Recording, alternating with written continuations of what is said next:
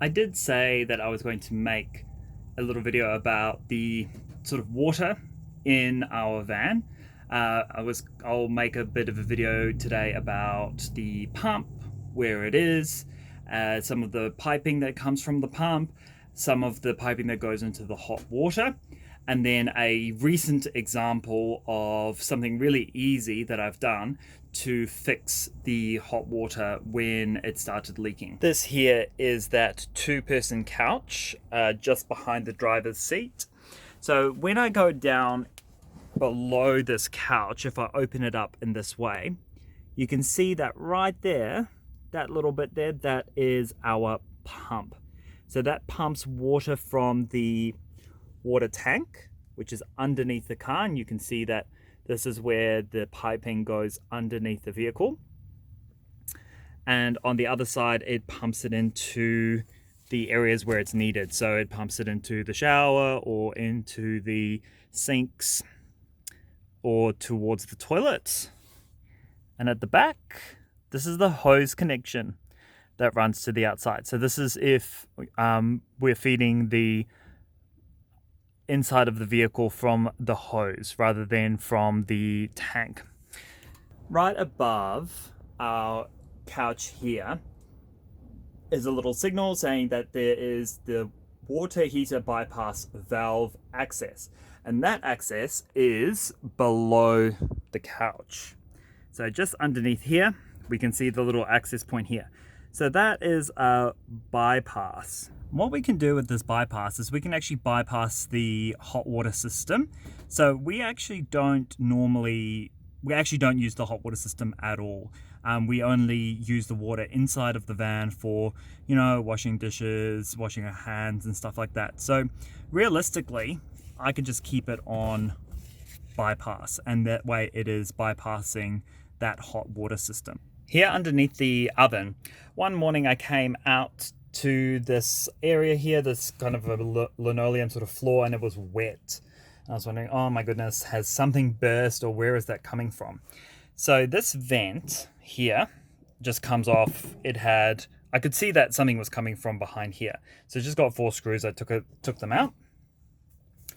And then you can see here, underneath this vent, we have the hot water system. So this here is our little hot water tank, little hot water container. And then if we see a little bit deeper into there, we have all of our hose attachments. So these attachments, they're actually quite, basic and simple. And now that I've turned off the bypass and the hot water is not on, I could quite easily work on this.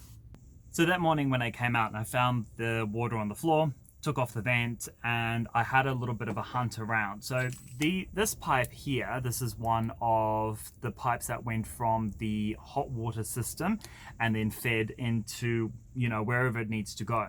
So on this particular pipe here, you've got 2 parts to where the thread is. So you've got this part here that turns, and that is to help you actually thread this tap onto any other, thread this hose onto any other connections that you might have. So in this one, I could actually see that there was a lot of rust right inside of this bottom bit. So if it was leaking from the thread, that's not that difficult. We can put some thread tape, some plumbing thread tape on there. Thread tape's fairly easy. But it seemed to be leaking from underneath, from this area here. And that area, I'm not too sure if there's any way that you can seal that area to stop it from leaking.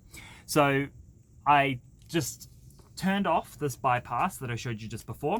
I took this whole section out and I went to an RV repair or RV spare parts place. And then they told me that this is more of a residential water pipe. So what I had to do is I had to go to the Home Depot here in the US and I had to find a residential water pipe. So I did find a residential water pipe, which was pretty much exactly the same sort of thing. And I've kept the price. It was $7.84 for a new one. So luckily I went and investigated and had a look, because if I called a plumber or anyone like that to come and see where that leak was coming from, I would be paying a lot more than $7.84. This bit here is one of the heating vents, which goes underneath the couch. So that one just connects into that there. So I did have to remove this heating vent. So they're flexible. It's really easy to remove to be able to get to where I wanted to go. So this pipe here, this is the new one that I bought from Home Depot. And when I went to put the pipe on, I chose to use some plumbing tape. So you can see here, this little white bit, I've actually put some plumbing tape around there, and that keeps the thread sealed. So the thread shouldn't leak. So I've put it on there and put it on there. And that was the repair. So now all I've got to do is I've got to attach this outlet again, this heating outlet, back to the vent, but put this vent back in.